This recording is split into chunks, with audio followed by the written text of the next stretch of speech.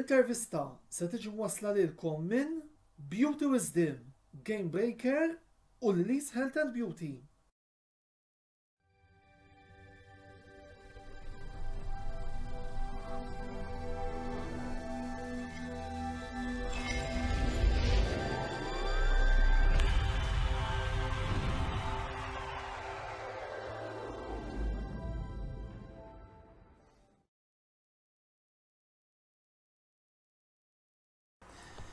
Antonello Bella jselmilkom u jilqakom ma' 33 program mis-sensiela l-intervista. Il-program tal-lum sejjer jarana niddiskutu l-kampjonat BOV Challenge li ser jibda nar il-ġimgħa 10 ta' Settembru li ġej jiġifieri bħala għada ġimgħa. Għal dan li fuq il-panel illum għandi żewġ viċi presidenti li qed jirrappreżentaw sezzjoni kull wieħed. Min sezzjoni A għandna lil Lauren Sejkel, viċi president ta' Vittoriosa Stars, fil-waqt li minn sezzjoni B għanna lil Joseph Xwirab li huwa l-Viċi President ta' Marsa FC. Infakkarkom ukoll jekk intom tridu saqsu xi domanda lill-mistednin li għandna fuq il-panel illejla, tistgħu tagħmlu dan billi tħallu d-domandi tagħkom fis-sezzjoni li qegħdin taraw apposta fil-din ix-xandira illi qegħdin nagħmlu ta' dan il-programm. Matul il-programm ukoll se nkunu qegħdin naġġornawkom fuq il-logħbiet Italja, Bulgarija u Ungerija, Ingilterra, logħbiet li għadhom kemm jibdew issa mill-fażi ta' kwalifikazzjoni għal UEFA Euro 2020. Biss ippermettuli illi naqta' ħarrira żejra mis-suġġetti għaliex huwa sewwa xira Joseph u Lawrence bħala anke żewġ esponenti tal-futbol Malti illi flimkien nifirħu lit-tim nazzjonali Malti wara rebħa kbira li il-tim ta' Davis Manġa għamel il-biraħ kontra Ċipru bl-iskor ta' 3-0 għal daqstant Lawrence Joseph forsi 20 sekonda biex l-ewwel nett taddu l-messaġġ tal-bidu tagħkom ukoll xi ftit kummenti fuq din ir-rebħa impeccabbli li saf l-aħħar it-tim nazzjonali Malti rnexxielna niksbu. Nibdejjana ma nafx nibdejjana. Jien naħseb il-bieraħ kont jattaqa li ħabbiex il-ħaġa reġjoni tornaw supporters. Jien ħobb ħafna t-tim nazzjonali minn segwi l-Facebook tiegħi. Naħseb wieħed mit-timiet li ħobb apparti l-Inter. Ħabbiex ilu. Nispera li r-riżultat tal-bieraħ ma jkunx ta' darba u daqshekk. Taħt dal-coach ma jidhirx li jkun hekk. Għax naħseb hekk tara l-partiti ta' dal-coach kellna riżultati pożittivi. Nawgura l-coach, nawgura l-President tal-MF fejn naf kemm ħaddem Bjorn. Nawgura li fimni li kulħadd naħseb ta' suċċess ta' kulħadd timiet mis-second division sal-Premier Division. Innemmen li dan huwa suċċess ta' kulħadd. Lawrence?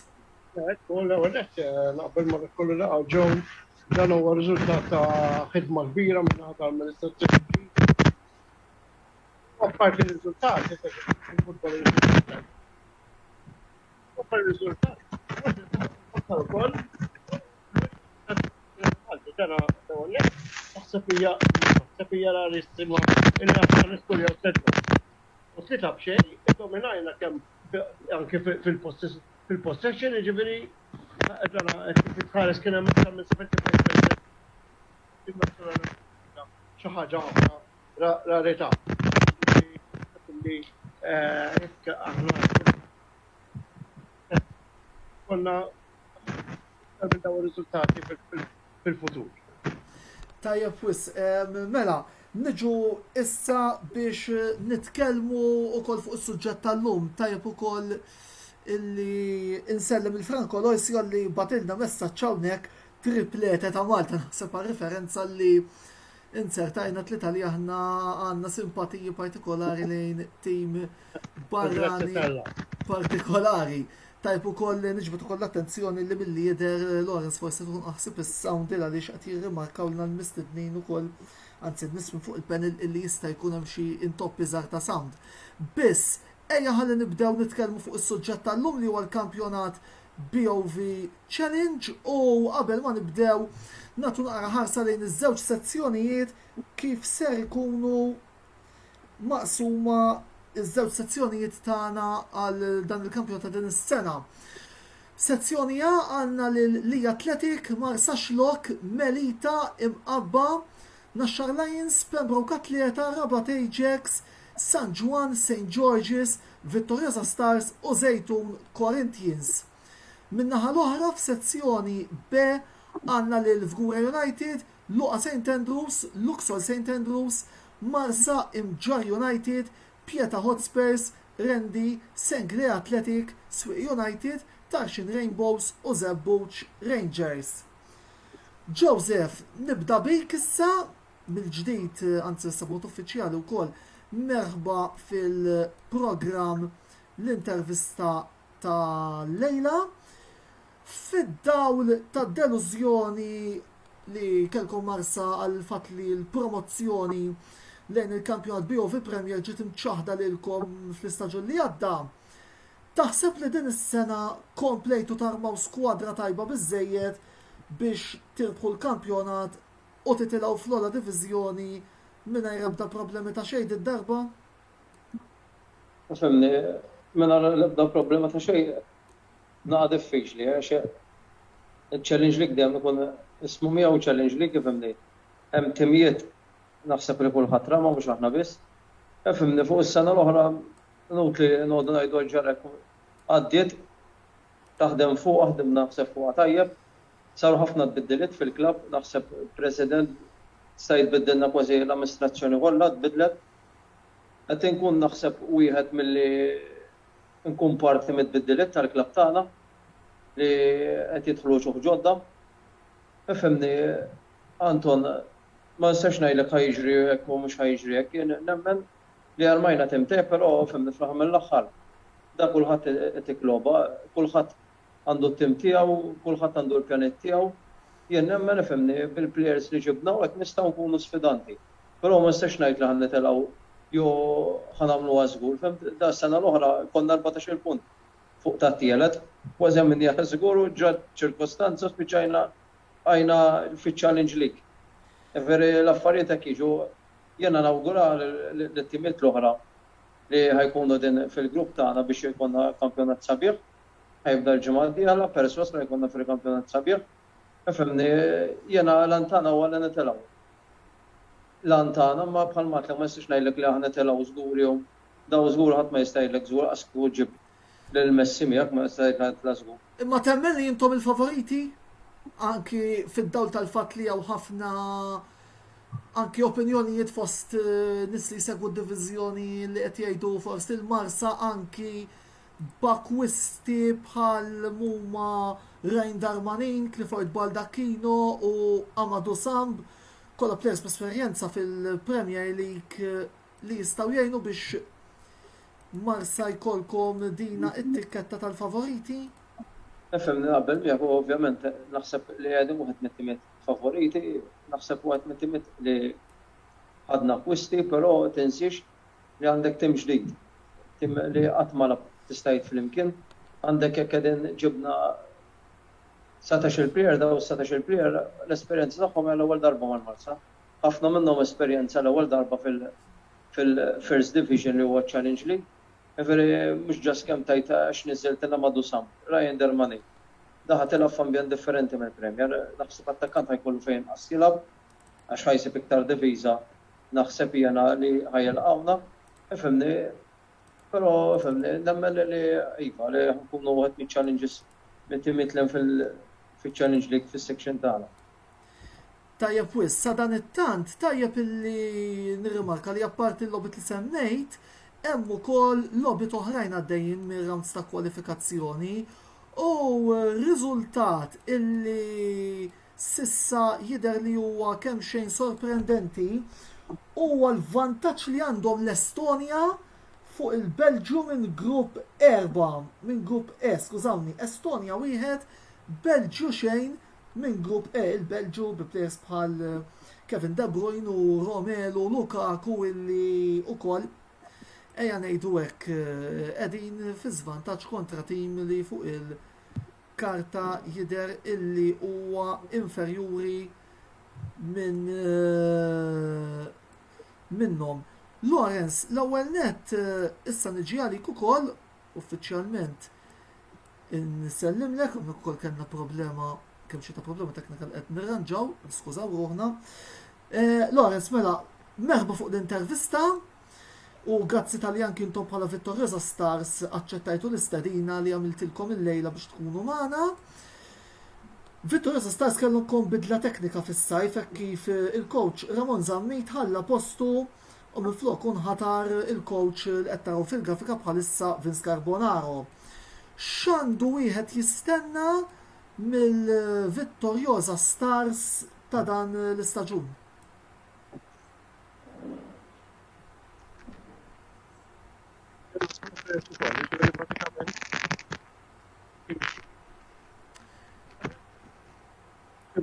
Kim bniet Ramon, allura Carbonaro issa nisperaw li għall-inqas ma nibdew fuq sit ħażina aħna ma kellna pretenzjonijiet kbar, aħna nafu l-limitazzjonijiet tagħna, aħna dejjem nibdew dan prinċipali tagħna dejjem kien illi nżommu l-istatus tagħna dak li qabel konna ngħidu l-First Division, illum National Challenge League. Però fil-futbol ma tistax tgħid x'jiġri, ġifieri aħna dak li jiġi mbagħad merħba bih, però żgur maħniex qegħdin nqisu ruħna bħala l-isfidanti li tara fil-Premier Division, żgur li le.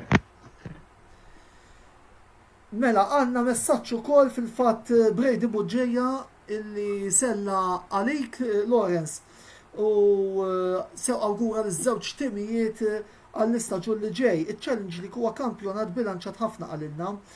Minkejja li Marsa huwa tim stabilit tinsewx li timijiet bħal San Ġwan, Swieq u Melita li kapaċi jissorprendu f'dan il-kampjonat. Għandna domanda fuq dan il-punt li qajjem Brady wkoll minn hawn u ftit ieħor xtaqgħidilna wkoll proset tal-programm. Grazzi lilek Brady wkoll ta' l-appoġġ kontinwu illi tagħti lin-netwerk tagħna. Lorenz, lura għalik però xtaqt ukoll inqajjem punt li hu wkoll interessanti anki għal fatt li fis-sezzjoni tagħkom ser ikun hemm il-ġirien u rivali eterni tagħkom St. George's illi mintom se ddumu ma tiltaqgħu magħhom. Fil-fatt nhar il-ħadd 26 ta' Settembru ser tkun qed jintlab dan id-derbi tal-Kottonera tant mistenni bejn iż-żewġ settijiet ta' partitari kif ukoll nimmaġina miż-żewġ settijiet ta' kumitati u skwadri. Fis-sezzjoni l-oħra għandna mbagħad tim ieħor mill-Kottonera li huwa Sengley Athletics. Kemm ser tkun importanti għalikom però li matul dan l-istaġun turu illi intom l-aqwa tim li hemm fil-Kottonera. Net biex l-aqwa tim jiddettaħ mhux jiena ngħidu jiddettaħ il-pitch. Ovvjament. Ovvjament. Lista kien joqgħod tagħna ħalli niġu eżatt it-tlieta Kottonera. Ovvjament derbi u dejjem derbi. Ifhem da ħadd ma jieħu pjaċir. Net jien ma nieħu pjaċir nitlef l-ebda logħba. Ibdew minn hemm. Meta tkun derbi, ifhem, id-derbi Malta ta' finti kemm mal-Malta u kemm barra minn Malta, derbis l-iktar li nħassu. Ġifieri hija ovvja li għalina bħalma huwa għalihom ukoll ta' ġifieri ovvja. Ġara kulħadd iħoss għat-tim tiegħu, ġifieri naħseb nispera tkun logħba bilanċjata jgħidu hekk. Ma nistax ngħid li rridu nikkonfermaw li aħna l-aqwa tim minnhom it-tlieta għaġana FM. Dana kulħadd jgħaddi mill-ups and downs tiegħu. Ġifieri issa naraw xi ir-riżultat tal-pitch ikun. Hemmhekk inkunu nafu minnu l-aqwa u mhux l-aqwa. Ifhem ma naħsibx li kwestjoni illi noqogħdu ngħidu l-aqwa u mhux l-aqwa, ifhem. Ovvjament it-tnejn ħaniżlu għal dik il-logħba irridu għat-tnejn li aħna, it-tnejn hu nieħdu pjaċir nitfuha, it-tnejn jiddispjaċirek nitilfuha, imma mbagħad ir-riżultati għod. Mela, għanna aġġornament minn ieħor mill-rounds ta' kwalifikazzjoni. Italja 1 Bulgarija xej għadu kemm skurja Federico Chiesa l-attakkant ta' Juventus fis-16 minuta. Italja 1 Bulgarija xej Champions tal-Ewropa illi ukoll qegħdin jirritornaw għal l-ewwel lob kompetittiva tagħhom wara trionf f'Wembley b'vantaġġ kontra t-tim tal-Bulgarija. Joseph, ejja issa ħalli nagħtu naqra ħarsa lejn it-timijiet ta' sezzjoni B illi fiha intom se tkunu qegħdin tikkompetu din is-sena. Li kellek tara ukoll dawn it-timijiet għandek il-żgura ħalluqa St. Andrews, intom l-Imġar tal-Pjetà, il-Qrendi, St. Lee Athletics, Swieqi, Tarxin u Zebbuċ. Li ma taħseb ser ikunu dawk iż-żewġ tliet timijiet illi fil-fema tiegħek ser ikunu ħanejdu hekk qed jiġġieldu għall promozzjoni. Fimni, hemm ħafna timijiet tax, taqbad pereżempju s-Sweden ikunu hemmhekk. Luxol għandha skola tajba nemmen li jkunu hemmhekk ukoll. Però jidher li timijiet li jisu qed jarmu għandek bħall-Pjetà nemmen jiena li dejjem ikunu hemm kellhom bżonn ta' players nemmen li akkwistawhom f'dan is-sajt. Fimni, nemmen li kulħadd jista' jtina logħba ta' l-Imġar nemmen li qegħdin mhux ħażin laqqas jiena għandhom ħafna tfal tajbin ukoll. Fimni, da bħalma tnajdu, bħalma għall-Lorenz, da tinżel fil-pitch, ma l-inqas tim ġib riżultat ħażin. Aħna s-sena oħra naħseb l-iktar li tawna battikat, it-timiet tisfel. Il-Pjetà s-sena l-oħra kienu ma naħat tisfel. L-inna rebħunna u bħaz biex l-iktar tim li tana battikata. Fimni, nemmen li bħalma tlek l-ewwel tlek klubi tkunu kruċjali għax kun taf it-timiet kif edin. Ma diffiċli biex tajt minn issa li ċelġew aħna u jien nemmen li fimni li għadin hemmhekk nemmen kulħadd għandu iċ-ċans tiegħu hekk nemmen jien. Tajjeb, Lorenz, min-naħa tiegħek inti li forsi qiegħed tara din is-sezzjoni minn barra. X'inhi l-opinjoni tiegħek? Seħħu l-first għax isemtu l-wisq. Il-first dejjem kien kombattut. Dejjem. Il-first dejjem tirbaħ logħba titla' ma ta' fuq, tintlef logħba tinżel ma ta' isfel. Issa dis-sena huwa iktar diffiċli għaliex. Għax mela consection għandek 11 tim, meta qabel kien ikollok 14. Sewwa, mela għandek 11. Minn dawn 11 għaw 3. Meta qabel kien għaw 3 xorta minn 14 u jiġilgħu 2. Ġifieri bażikament inti fil-kull section kull ma ħajqa fil-first division huma 600. Ġifieri dis-sena ħajkun l-iktar naħseb qatt ma kien daqshekk kiebet. Iż-żewġ sections huma bsin. Ġifieri u biex taxxaqa daw ġejjin apparti li daw. Fuq is-sezzjoni ta' nitkellmu fit-tieni parti, Lorenz, però xtaqt forsi kummenti jekk from the outside fuq sezzjoni B. Iktar minn xejn għalissa. Ifhem, jiena mhux xawġew imma jiena onestament mit-transfer window nara l-Marsa favoriti. Mbagħad għandek il-Tarxin ukoll u ifhem. Labna magħhom aħna ġimgħa l-oħra mhux tim ħażin. L-istess Pjetà dejjem ikollhom ħafna tfal minn nursery tagħhom u jekk inti jirnexxielek iddawwar 2-3-4 players b'esperjenza dejjem taw logħba tajjeb għal kulħadd u dis-sena naħseb li ranġaw iktar. Ġifieri għandek iż-żejtun, żejtun magħna. Sorry, żejtun magħna. Imma għandek iż-żewġ sections jien narahom bsin ħafna, ġifieri. Kemm biex titlu, kemm biex iżżomm posthom. U mbagħad ovvjament inti għat-timi żgħar bħalna il-vantaġġ huwa li daw meta jintaqgħu ma' xulxin itilfu l-ponti. Issa mbagħad però jiena hands down il-Marsa naraw favoriti ġifieri. Mhux għax ġew u nixtieq ġifieri nifraħlu li ikunu wieħed minn dawk it-timi li aħna ma kwestawx is-sena l-oħra u li kien ħaqhom jekk jieħdu s-sena l-oħra għall-inqas jieħdu din is-sena. Imma mbagħad igejn il-futbol hu. Issa ħad nixbidlu daqsxejn saqaj ħanna wkoll tajnihom kelda ta' għax irbaħnilhom u dro. Vera. Qed niċċajta ġuż. Vera tajtuna logħba, speċjalment l-ewwel logħba. Wara għalhekk għatlu il-film il-first ma tafx. Il-first. Huwa kampjonat bilanċjatissimu li kif aċċennajtu intom. Brebħa taf titla' l-fuq u b'telfa taf tinżel l-isfel it-tlieta li aħna għandna wkoll esperjenza ta' dan il-kampjonat jiġifieri. Jiena naħseb l-ikbar żball li jagħmel tim fil-first. Insomma, kollox fil-futbol ma u kif inhu dis-sena iktar il-first. li you undervalue your opponent. U minnu. Naħseb daka jkun żball kruċjali li xi ħadd underestimates his opponent. Ġifieri jiena ma nafx kif ħajspiċċa dan l-istaġun. Fil-fatt għandna kumment finali minn għand Brady li mhux qed isemmi ismijiet imma jrid jagħmel nota ta' polemika biex ukoll nagħlqu l-ewwel parti ta' dan il-programm. Hemm timijiet illi Brady mhux qed isemmi li suppost ilhom li waqgħu saħansitra minn April tal-2020.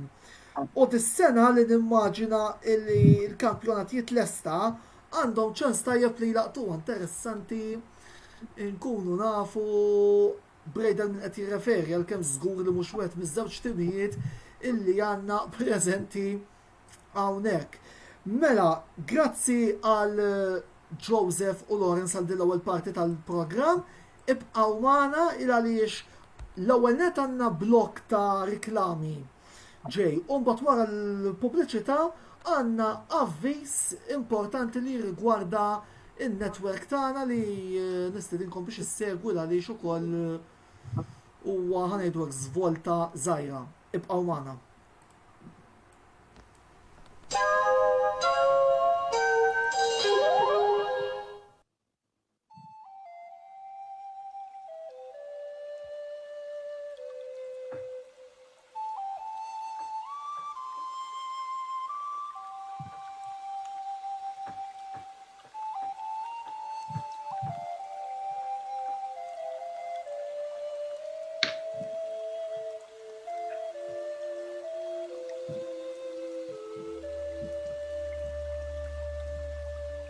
Beauty Wisdom tal-Fgura għall-aħjar prodotti u servizzi ta' żbuħija.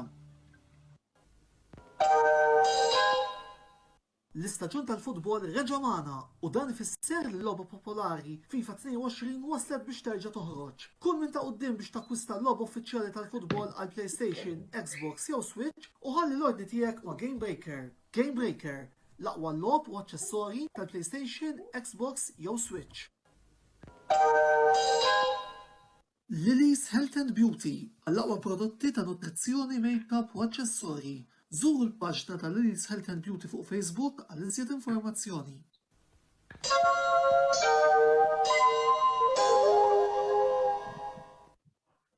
Bħala parti minn proċess qasir ta' rebranding li n-netwerk tagħna xtaq jagħmel, il-bord editorjali ħass li kien wasal iż-żmien li nagħmlu isem u logo ġdid li issa sejrin nippreżentawlkom. Min issa l-qoddim inselmu u nirringrazzjaw lill-isem Antonello Sports Blog li akkumpanjana għal dawn l-aħħar 3 snin u kważi 9 xhur li ilna noperaw. U nagħtu merħba lill-isem u lill-logo l-ġdid tagħna. Sinjuri u sinjuri, ekku għalikom il-Kamra Sportiva. Dan l-isem intażel biex jagħti l-imħajżiet professjonali lin-netwerk tagħna li dejjem qed ifittex li jolli l-livell ta' kontenut u aħbarijiet li t-tim editorjali qiegħed jipprova joffri lill-pubbliku sportiv lokali. Kelma qasira fuq il-logo li qed taraw li inkorpora 3 affarijiet partikolari. In-nar, simbolu tal-entużjażmu li bih l-editur Antonello Abela u t-tim tiegħu qegħdin jagħtunkom l-aħħar aħbarijiet sportivi fejn possibbli. It-tajer, li jindika 3 kategoriji ta' motorsports prinċipali li n-netwerk tagħna jkopri: il-Formula 1, il-Formula 2 u l-MotoGP. U l-ballun tal-futbol li jkopri l-sport liħor li flimkien mal-Formula 1 in-netwerk tal-Kamra Sportiva qed jagħti importanza fil-ħidma tiegħu sew bħala aħbarijiet kif ukoll bħala kontenut. Nixtieq nserħulkom raskom li l-kontenut prinċipali bħal video vlogs u fuq kollox dan il-programm li qed issegwu bħalissa l-intervista kif ukoll l-aħħar aħbarijiet u riżultati ser jibqgħu jingħataw b'mod normali u bil-format tas-soltu. Il-bidla se tkun biss fl-isem u l-logo kif qegħdin taraw. Finalment, grazzi lil Ejjabet li jenu sew fl-idea tal-bidla tal-isem kif ukoll fl-għamla tal-logo l-ġdid li qegħdin taraw bħalissa. Il-Kamra Sportiva, il-kamra ewlenija għall-aħħar aħbarijiet u kontenut sportiv tal-ogħla kwalità. Mela, merħba għat-tieni parti tal-programm l-intervista. Kif rajtu fil-video li għadna kemm tellajna, għandna bidla fl-isem tan-netwerk tagħna. Bidla li ser tirrifletti il-qabża li t-tim editorjali tal-Kamra Sportiva nisperaw illi nagħmlu biex ovvjament inkomplu ntukom kontenut iżjed professjonali milli qegħdin nagħmlu. L-isem li għamilna, l-isem il-ġdid, il-Kamra Sportiva, ġie mażul wara diversi sigħat taħsieb, deliberazzjoni bejn it-tim editorjali u koll bejn il-ħbib tagħna ta' Ejjabet li enuna sew biex nagħmlu dan il-logo kif ukoll b'konsulenza rigward kif nistgħu wkoll inkomplu ntejbu dan il-prodott kif qegħdin nagħmlu minn issa l qudiem kif għamilna wkoll fil-video ta' inaugurazzjoni nistgħu ngħidu hekk għal Kamra Sportiva l-isem il-ġdid tan-netwerk tagħna. Aħna qed nippruvaw dejjem naraw kif se ntejbu l-materjal li konna qed nagħmlu inkluż dan il-programm se jibqa' hemmhekk, iżda ovvjament se jkollna isem ġdid. Bilħaq qabel ma nkomplu l-programm ma' Joseph Xwireb li Viċi President ta' Marsa u Lorenz Sejkel li Viċi President ta' Vittoriza Stars. Jekk għandkom xi kummenti fuq il-BOV Challenge League jew xi domandi tridu tistaqsu l-panel tal-lejla, tiddejqux tagħmlu dan. Forsi għandkom xi kwiżitat tridu tistaqsu lill-membri tagħna xi messaġġ ta' appoġġ lit-timijiet li qed jirrappreżentaw il-lejla. Insomma, ejja nħallu fidejkom. Biss it-tieni parti nixtieq nibdiha ngħidu hekk b'kurzità Joseph. Nixtieq inkun naf kif l-ambjent Marsi qiegħed jgħix is-suċċess tal-akbar rivali tagħkom Hamrun Spartans li qed ikollhom riċentement.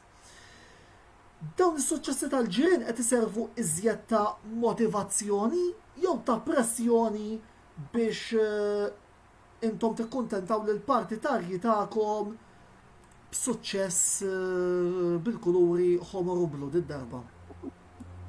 Fimni, la għadna mhux fl-istess sezzjoni qastant jisni nagħti każ fimni, mu pjaċir nara tim Malti bħal Ħamru li forsi fil-passat kienu bħalna niżlu section wara l-oħra fis-second division.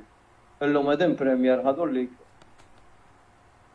U tista' tgħid saru wieħed mit-timiet ewlenin naħseb għamlu l-pass.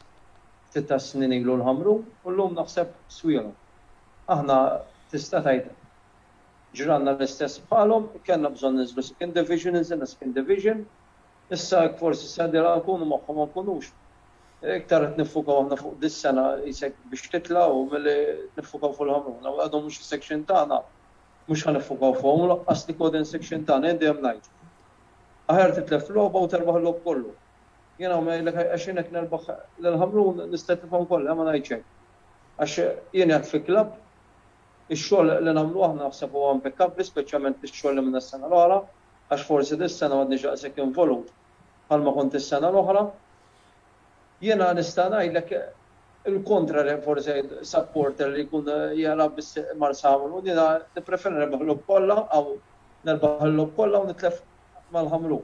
Amma jgħidlek jiena nitlef mal-Ħamru fimni tim bħal l-oħrajn għandek ir-rival, għandek id-derbi u fimni derbi bħal kulħadd bħal Belfurjana mieħu pjaċiri telfu, però fl-aħħar mill-aħħar inti taħdem għal staġun. Ma taħdimx għal logħba waħda, taħdem għal logħba waħda tispiċċa kif jgħid il-Malti tfalli. M'hemmx kelma oħra. Aħna taħdem staġun mhux se taħdem bl waħda u speċjalment. Ovvjament.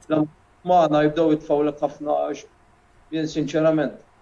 Il-futbol Malti nħobbu ħobb nara l-kulħadd, però mhux ħanqod ngħid għax qed jieħdu jekk għedin laħir tim uħaqqom jihdu l-lig, għax ixle, femni, da timit bħal oħrajn u xek.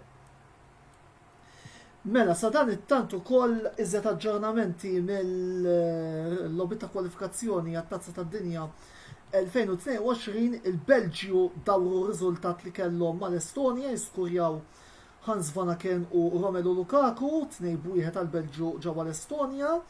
L-Andorra qegħdin 2-2 minn fuq ma' San Marino u l-Albanija qed iżżomm il-Polonja fid-dro ta' 1-1 da qed nitkellmu fil-grupp I, il-grupp tal-Ingilterra, l-Ingilterra li bħalissa għadha xejn b'xejn ġewwa l-Ungerija.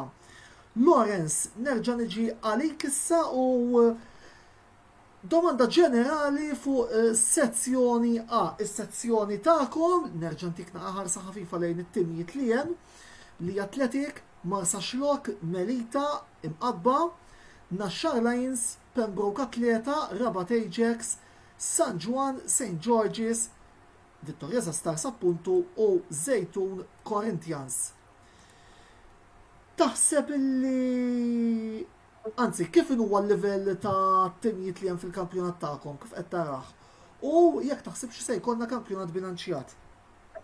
Kifet, kifet, tinti, ħajkun, kifet naraħ jena għalina jena d-wek. U grupp tal-ħadid. Ġuri għandek bħal Marsa Xlok, jarmaw, Naxxar, Pembroke, Zejtun, Lija. Ġuri daw kolla, jena Lija kolla contenders biex għal-promotion ġuri. Kifet qabel u il-first day kien jibes, l-sena huwa ibes iktar, għalla li kif għedin nejdu li minn 11 nżilna timijiet, rjaqaw 3, ċifiri jena narax kombattut ħafna, ċifiri u ħajkun kombattut imma u koll imħabba l-fatt li jem ħafna timijiet. Illi huma qed jarmaw kif semmejna Lija għadhom nizlim il-Premier, Zejtun għadhom nizlim il-Premier, Marsa Xlok armaw, San Juan dejjem ikollhom tim żgħir u xort u jkun kompetittiv, ġifieri Naxxar u Pembroke is-sena l-oħra kienu t-tieni. Is-sena komplew żiedu. Naxxar żiedu, ġifieri da ħajkun għalija huwa grupp tal-ħadid, ġifieri mhux għax li ieħor mhuwiex imma għax timijiet kollha dejjem ikunu bilanċjati fil-first. Issa mbagħad ifhem. Mbagħad kont on the day kif tiġik u issa bil-rispett kollu l-ewwel ċajtajt ma' ġew. Mal-Marsa aħna l-ewwel logħba fl-aħħar skurjajn ilhom. Dak huwa l-futbol, jiġifieri u hekk huwa sabiħ għax mististrejt minn qabel, isma' dak ħajjitla dak ħajinżel. Kombattut ħafna jkun. Joseph, issa ħan għamil id-domanda li għamilt il-Lawrence lilek. Inti minn barra kif qed tara s-sezzjoni A? Lej, naħseb fil-verità, naħseb irrid nammet li bħala grupp naħseb hija b'saħħtu aktar mill-grupp tagħna. Għandek timijiet bħalma Lawrence, għandek Marsa Xlok, Ramat naħseb tajjeb, għandek Pembroke, naħseb kważi kull plejer li kien hawn. Tista' tgħid kważi marret fuq kważi ħadet ngħidlek ħadet ċans 20 plejer. Għandek iż-Zejtun għadhom niżlim mill-Premier ħadu players u tista' jżammu ħafna l-players li kellhom. Nifhemni, naħseb ħajkun grupp b'saħħtu ħafna, jkollok timiet b'saħħithom ħafna, ħajkun ħafna timiet li investew. Jien naħseb bħal matlek konna mbagħad naħseb li l-grupp li hemm il-Birgu fih naħseb qiegħed b'saħħtu ħafna aktar minn tagħna, hemm ħafna aktar timijiet li investew ħadu ħafna akkwisti. Mill-qed narajjem minn barra ngħidlek kif imni da bħalma tngħidu. Def daqshekk ma jiġri Marsa Xlok biex talgħu niftakar minn Second Division. Frank ħabib tiegħek konna ngħidu Marsa għamlu 3 snin f'Redaf li ma tibdix tistenna jgħaddilek ma wara kif ngħidu aħna. Mela, Joseph għandi domanda lik minant Alan Yeomans fejn għandu kurzita rigward l-emblema tal-Marsa għaliex qiegħed jgħidilna hekk. L-emblema tal-Marsa hija kważi eżatt bħal dik tal-Barcellona. Hemm xi ħaġa komuni u jekk iva x'inhi u għaliex? Le, tagħna prattikament ifhimni aħmar u blu naħseb jekk tħares lejn il-pajjiżi kollha li għandhom portijiet bħalna li Barcellona wieħed minnhom. Il-Marsa huwa port. Issa l-arma tagħna hija bbażata kważi bħal tal-Barcellona naħseb fuq l-istess ħaġa antika ħafna l-arma tagħna. L-arma tagħna ilha 100 sena hekk. Nerġajna ġeddidniha milli kienet kull ma żidnila aħna l-arma. Għamilna il-kuruna ta' Marja Reġina x'għandna u għandna ġġadet bħala banet tal-festi u qabel kemm is-salib ta' Trinità u kemm ħafna kontroversi u żidna l-arma fil-verità. Ilha 100 sena l-arma hekk ma m'għandniex x'Barcellona u x'Barcellona. L-arma tagħna li naf jiena milli rajt jiena fuq waħda minnhom ferri għalhekk għax Marsa qiegħda ġo port għandek il-kuluri aħmar u blu u ħafna jekk tħares li l-kuluri tagħhom kważi kollek. Kull min jaġġu l-port kważi kollha bl-aħmar u l-blu. Issa ħabba l-arma jiena sekk fl-antik minn għamel l-arma għamel ħabba l-Barcellona ma nafx ma jistax tita risposta. Però nista' ngħidlu issa żgur ma kkupejniex ma' il-Barcellona għax ilha minn 1920 l-arma tagħna. Kull ma sidnila l-kuruna, biss il-bija dejjem kienet. Grazzi wkoll lill-Alan ta' din id-domanda interessanti illi għamlilna għandna wkoll infakrukom wkoll komplu ibatu l-kummenti tagħkom jekk forsi għandkom xi kursi ta' xi domanda lil Joe Lawrence bħalma kellna diversi illum feel free to do so. Mela issa ejja ħalli nitkellmu naqa' fuq il-format li għandna din is-sena tal-BOV Challenge League fejn għandna 22 tim maqsuma f'żewġ sezzjonijiet ta' 11. Taħsbu li huwa l-aqwa format illi l-Malta Football Association seta' joħroġ fid-dawl ta' ċirkostanzi straordinarji illi qegħdin ngħixu fihom Joe u Lawrence. Ħanibda bik Lawrence. Fem. Definitivament li le. Għax huwa kif kont qed ngħid qabel ġi ħafna aktar diffiċli mill-li qatt kien. U kif qed nerġgħu nirripetu dejjem il-fes dejjem kien ikkumbattut u dejjem kien ibbilanċjat. Però biex qed tgħid kollox. L-alternattivi kienu ma kienx hemm tista' tgħid għax inti ma tistax inti tagħmel pereżempju kulħadd f'section waħda 22 tim u tilab 42 partita. Impossibbli għal Malta. Ġifieri bid-difetti kollha tiegħu ma naħsibx li kien hemm alternattiva għalih, ġifieri, għax il-fatt issa ma noqgħodux nitlu fuq issa li kien u li sar, imma la kienu 22 la ġejna 22 tim, inti tinsiex. Issa l-oħra żdidna aħna. Qabel dal-istaġun, l-ewwel darba li waqaf il-lig bil-Covid biex ngħidlek żdidna. U dal-istaġun ġejna żdidna. Ġifieri tgħid li ma taqbilx miegħu ma naqbilx. Però tgħid kollox m'hemmx alternattiva oħra.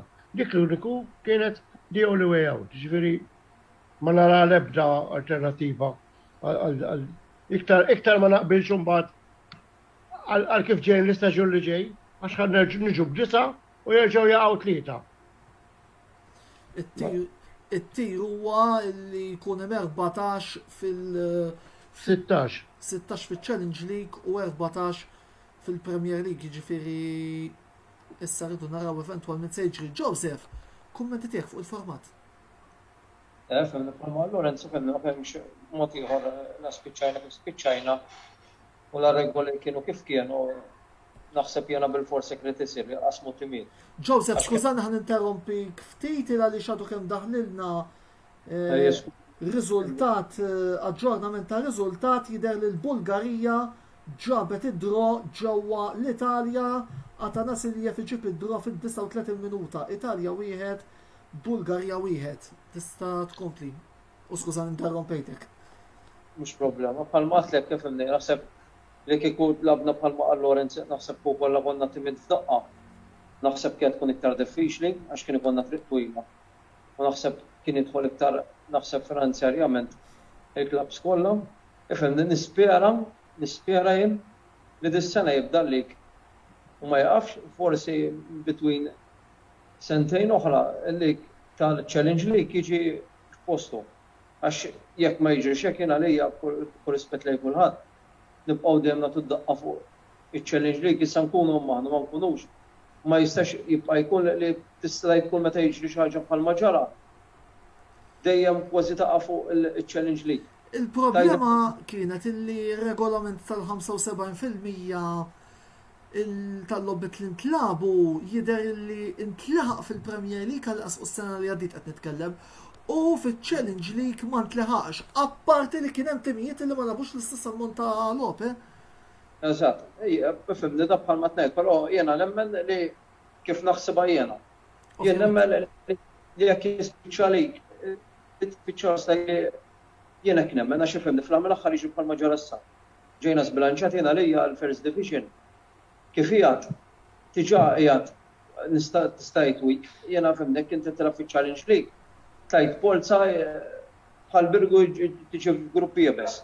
Titilab ma' 600 li 600 tista' tajt għandek 6 minnhom li investew ħafna u jekk ma tagħmilx bħalhom jew forsi tkun aqbatu. tuħu daqqa kbira, jena li fimni jekk f'daw is-sentejn ma jitranġax il-Challenge League, jena li jkun daqqa taħarta għall-iktar Challenge League, f'opinjoni tiegħi. U dik ir-raġuni u finanzjarjament żgur it-timiet kollha iktar kif huwa livell finanzjarjament jiena nstajlek xi ġol klabb. Huwa enormi, mis-sena l-oħra law dan qed tmur tkellem plejer kollha pagi fenomenali, stajt li daw 3 snin ilu tal-Premier biss kważi kienu jtuhom. Jekk nibqgħu sejrin kull sena jew inżidu tim, jew naqsu jew ma jkunx hemm stabilità tal-First Division hekk jibqa' jiġri. Jien nemmen aħna dispunt forsi qabel ħaniddevja naqra. Naħseb dis-sena ħadna oħra l-klabs li bħala players Maltin ma stajna nsibhom kien. Right? Waħda mir-raġunijiet naħseb jiena f'opinjoni tiegħi sar żball kbir li qabdet qatat linja lil players barranin fil-First Division li tkollu 4 biss wieħed riserv fil-Premier din qegħdin xi 12 jilagħbu 8 inħabba sfortunatament żbalji ta' klabb soħra, nisperaw li s-sadi li jitranġaw għax jiena f'opinjoni tiegħi waħna bissibna l-players Maltin number 1 u l-valur tagħhom. Tajli ma l-klabb u fl-aħħar mill-aħħar l-iktar jara finanzjarjament. Plus hekk players Maltin. Vera diffiċli. Aħna nistanaj li għamilna forsi vera bdejna tard. Teċċur kull plejer itkellem għalek jiena tiġi arranġajt ma' klabb ieħor, U sfortunatament għal-qunna l-bibien għal-barranin, jiena berba barranin. U rispett li jkun fl-ebda naħseb flik fid-dinja ma telab berba bar mhux telab, jilabu 3 u 1 riserv, kif jista' jkun. Jiena nemmen jekk Malti għandu potenzjal. Jiena dejjem ngħidha mhux qed ngħidu nġibu 12 plejer da. Imma jiena li fil-First Division għandu tal-inqas. Jilabu 4 jkollhom 6 players. Lawrence, ma fxek... Ifhem il-problema tal-Maltin, ovvjament inħolqot. Għax da waqgħu 4 timijiet mill-Premier. U ma telaħat. Mela inti, kull it-timijiet għandek 4 timijiet oħra li jridu iktar Maltin. Għax da fil-Premier jilabu 7 kienu u 4 Maltin. U sa l-istorja qalbet, jilabu 3 barranin u 8 Maltin. Mela inti, għandek 4 timijiet li jridu 32 plejer ieħor. Flok irranġajna s-sitwazzjoni, qed mhux bħala klabb bħala żidnija, naqasna l-barranina u rispett lejn kulħadd. U jekk ħannu qogħdu nżidu t-timijiet fil-First Division, kull sena l-istorja ħatmur għal milli. Għalla ħares is-sena ma jispiċċax il-lig, għax il-Challenge League ħajspiċċa b'xi 40 tim. Għaġejjem itfa' għax tawka għax tal-Amateur League imwedin jisilaw 4 l-oredi dinu 4 bil-forsi. U l-oħrajna xirridu għek, u kuħat fil-National fil-First Division. Ek sirna, kuħat fil-First Division. Meta għala ċaħġa, u fil-First Division, u tfahem. Għallur, għax plejer Malti, jena kważi kull plejer li kellimna aħna. Jgħalli kien għati kelmuni 3 timijiet oħra. Mux ovvja, mux bil-fors. Jekku għawel batimijiet mill-Premier u meta laħat. Kienet kbira, plastek jena l-ġenajt jena lija fażulla di tal-barranin b'kull rispett li jkun fil-First Division tiġi tajli se tilleġistra 4. Kif jista' jkun 4? Issa jekk għamel xi żbalji klabb soħra, jiena li m'għandux ibagħti klabb ieħor, għamel sanzjonijiet fuq dak il-klabb li ħassejt li beda jagħmel żbalji forsi abbuża minnha. Jiena pjuttost ħanejdu hekk għal pajjiżer bħal Malta naqbel li jkun hemm xi limiti fuq il-barranin. U raġuni hija di x'inċentiva qed tagħti lil dak it-tifel li qed jitrenja fin-nursery tiegħek li xi darba jista' jagħmilha mal-kbar. Ija ma ħanejdlek, ma Antonello diħa di xi ħaġa. Opinjoni tiegħi dejjem. Tagħmel ġiex l-ħadd. Ħanejdlek għaliex. Ikollok aħna m'għandniex nursery, imma meta kellna l-minors, x'jiġrilek? Mela, jekk tifel ma tajjatlux, għax ma jatlux. Kif tajjatlu jibdera kbir, jena daqsek paga ta' tek laqas bdejt tilab. Kif nirritali, l-isti anki dis-sena, mur fuq tifel għandu spiċċa minn minors, u jitolbok minn, inti l-ewwel you have to prove yourself biex inti tiġġustifika li inti l-paga tiegħek daqsek. Kif għadek għalix minn minors għat ma laqpa senior team u tippretendi li titħallas iktar minn minnilu maħna 6-7 skur. U plastik Mela tela werba, nizla werba, mela inti, il-suq tiegħek huwa li hu. Li qed jiġri is-supply mhix kbira daqs id-demand, allura bil-forsi l-ewwel prezzijiet. Bil-forsi l-ewwel prezzijiet, is-sitwazzjoni li qegħdin fiha, bil-forsi jqogħdu. Fi kliemek Lawrence isnet ninnotaw ukoll kif ħansejħilha linja ta' kritika lejn il-fatt li forsi l-assoċjazzjoni tal-futbolista tagħti iżjed każ jew mhux qed tagħti każ biżżejjed forsi il-First Division jew Challenge League. Ma nafx hekk ħadtek x'sew. Lili? Ija. Mhux kwistjoni li ma tagħtix kasek l-MFA, imma il-problemi qegħdin jiġru. Pereżempju, għax l-Amateur League mweda inti ma tistax twiet. Jekk inqalet ċirkostanzi li mhux normali, bħalma ġara din is-sena, ġara din is-sena. Inkunu onesti, di sitwazzjoni li di kemmilha waqfa id-dinja għal dawn l-aħħar mit-sena jgħidu qatt ma sibna ruħha. Però l-Amateur League il-kampjonat laħqu l-estewħ. Sużi? L-Amateur League il-kampjonat laħqu l-estewħ. Appunto, dik li bija konġej, x'għamilna aħna ippruvajna, għax ġina, zittejt kollox, ġina, tibedna, f'daw l-aħħar mit-sena qatt ma kienaw, l-aħħar li kienaw il-pesta s-sewda qabel di. Ġifieri dik kienet xaġa ġdida. Ippruvajna nagħmlu regolamenti biex nirregolamentaw ruħna just in case u ħanna ħadd ma ħasseb il ħannużawhom dawn ir-regolamenti nitkellem mal-istat. Però ma kinux magħmulin għaċ-ċirkostanzi kif ġew, għax ma kinux jaħsbu għal-fatt mhux it-tort ta' ħadd ħadd ma stennija jiena l-ewwel wieħed. Għatmet illi ħannerġaw, għattini sena nerġaw ma nispiċċawx il-kampjonat, imma li ċara huwa. Illi ma kienx hemm maħsub. Illi jekk inti l-first ma jintakfux 75% se jiġri. Il-Premier se jiġri, il-National Mixir, allora ġġejna. Dak spiċċaw, minn tara jrid jitla, minn iżel ma jrid spiċċajna. Kulħadd ġid dampjat fil-First Division. Issa hopefully, ma nafx, nispera li l-assoċjazzjoni ħadd tagħmel xi ħaġa biex ma ġax ikollna dista situazzjoni li spiċċajna bejn din is-sena. Irid ikun hemm mekkaniżmu fejn jgħid isma' jekk il-first ma ntlaħaqx is-75% u dak intlaħaq u dak intlaħaq, jiġri hekk. Mhux imbagħad irridu ngħidu għax dawk hawn wedin li tilgħu erba' u l-oħrajn waqgħu għax matematikament u ma spiċċax 75%. U x'ġara 22 tim fin-National Amateur League. Problema kompless, Mela. Biex inkompli mija kien l-iktar ġali konnajda, mux fera ġrat issa, mux plier xieqbat il-ballu najdu li huwa plier. Jena opinjoni tiegħi b'kull rispett lejn kulħadd, jekk inti ħanġib barrani, għax forsi naf li hemm m'hemmx plier ta' dak il-level bħala Malti xkun mur għal-Malti. Għax barrani titħafna iktar xogħol għalih, tissiblu l-accommodation, naħseb kieku iktar tkun faċla li jena l-mur fuq il-Malti. Imma sfortunatament Malta għandna l-użanza. Għax Malta femnek x'nagħmlu bit-tfal tagħna. Kull rispett lejn kwa bekk nibqgħu aħna professjonalment lura. X'nagħmel bit-tfal tiegħi kondi tifel tajjeb fil-klabb tiegħi aħna nilagħbu. U dik l-isbal naħseb li jsir fil-futbol Malti. Fortunatament il-nazzjonal l-lum qed nifirħu li għamilna li qed imorru riżultati tajbin. Fil-Premier żidnat minn barrani, meta żidnat minn barrani, kwa bdejt hawn seba' barrani kemm jilagħbu 8 fil-Premier. Għax il-nazzjonal ħajmur lura, għax mhux ħansibu biex nilagħbu. Illum tara l-iskwadra tan-nazzjonal, jekk jgħidlek 22 plejer il-coach, 20 plejer jagħmluha b'rispett lejn kulħadd. Għax qed jilagħbu li jekk taħbab ma' barrani ma' difensur. Mhux iqlibtu mal-artsib difensur b'saħħtu li fiżikalment b'saħħtu wkoll.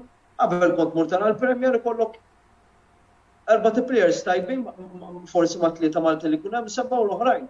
Ejja ħammorhom. Illum il-livell tan-nazzjonal bekk kollha għax ollejna l-livell tal-kampjonat tal-Premier f'opinjoni tiegħi. ftit hemm players labu barra minn Malta fredaw ppruvjaw mill-lik Malta mhux jilabu ġollik Ingliż. Jew Taljan jew naħseb jew whatever, daw fil-lik Malti jelabu jiena f'opinjoni tiegħi għandna mmorru li tiftaħ is-suq għal iktar speċjalment fil-First Division. Jien għandu jitla mara 6 players li jilabu fil-pitch. F'opinjoni dejjem tiegħi. Febina nemmen il-plejer tajjeb Malti, Ċiniż, Ġappuniż. U mhux hekk. Mela jderlu hemm xi problemi ta' konness. Daka mill-Indja, anki plejers tajbin trid, jekk hu Malti, jekk hu Malti. Jekk ma tkunx Malti, ma tkunx Malti. Nemx damen. Ħallejlek, da hemm timid fil-Premier, so jilabu seba' barranin, u ma jilabux seba' barranin, jilabu bil-Maltin. U jistgħu jilabu seba'. Mela minnu kapaċi jilab kull imkien. Jekk m'intix kapaċi, skużi, tistax tilab bħalma kont trid. Dejjem ipprovajt tilab qatt ma kont kapaċi. Kelli wara tal-amministrazzjoni. Problem, jekk nidem jaqbad mikrofon jgħidlek lu kantant. Malta hekk. Min jaqbad bajra u isir ġurnalist, min jaqbad mikrofon isir kantant, min jirbizza burdal futboler. Kulħadd ikun ħadd ikoll aqwa plejer, u ħadd laqwa kantant u laqwa ġurnalist. Fl-Italja jgħidlek titilab seba' barranin bil-fors. Mela qed ninvesti fil-klabb tiegħu u inti tikmanda minn ħaddem.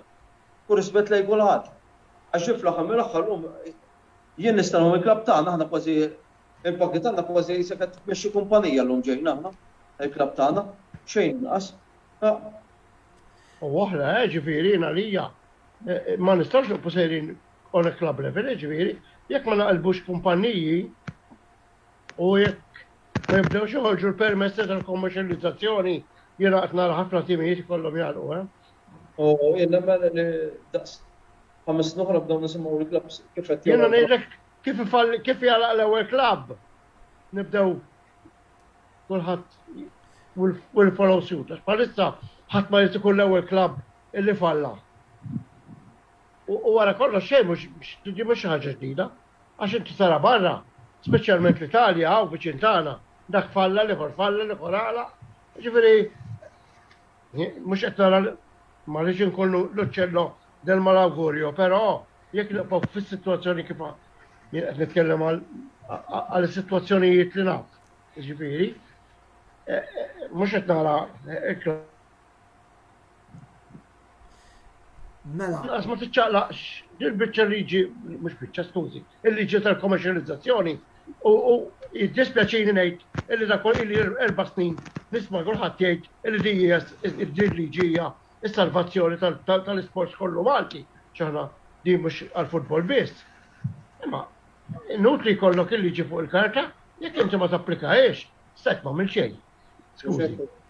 Mela, wasalna biex għall-aħħar parti tal-programm, nixtieq illi sew inti Joseph kif ukoll inti Lawrence tgħaddu messaġġ qasir lill-partitarji tagħkom illi qed isegwu dan il-programm. Ħanibda bik Lawrence u mbagħad jalaq Joseph. Ovvjament, jifhem, jiena ngħid illi kull ġirbi joqgħod fejn joqgħod. Qiegħed fejn naħseb huwa obbligu tagħna li jagħtu l-support lill-klabb. Kemm fit-tajjeb u iktar u iktar jekk alla ħessaq inkun sejjer ħażin. Ġifieri imma sfortunatament naf illi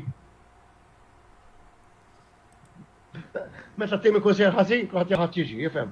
Nispera li jiġri x'jiġri matul l-istaġun ftit supporters li għandna jibqgħu tuna s-support tagħhom u s-sustent tagħhom.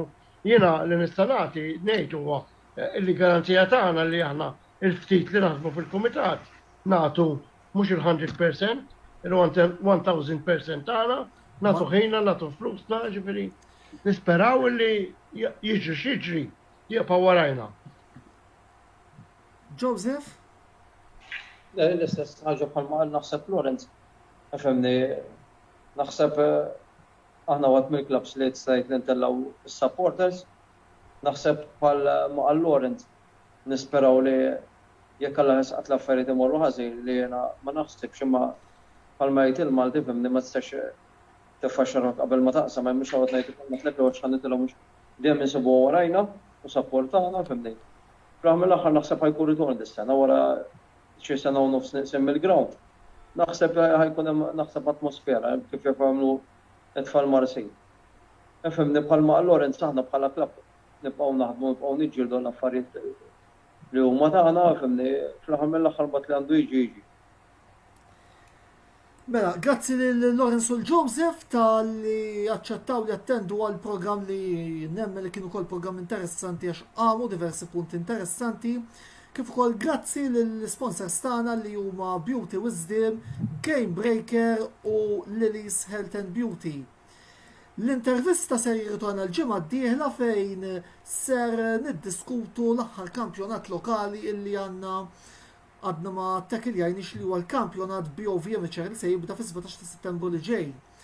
Inħeġġukom biex tkomplu segwu l-kontenut li l-istaff kollu tal-Kamra Sportiva l-isem il-ġdid tan-netwerk tagħna ser jkun qed joffrilkom matul dawn il-ġranet fejn minn għada ser nkun qed nitfgħu l-attenzjoni tagħna fuq il-Grand Prix tal-Olanda tal-Formula 1 li ser ikollna fit-tmiem il-ġimgħa li ġej Formula 1 li dalwaqt se nerġgħu niddiskutu fuq dan l-istess programm.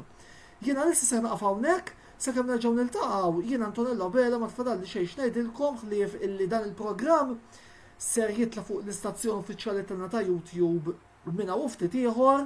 Grazzi tal-li segwejtuna u l-lejl tajjeb.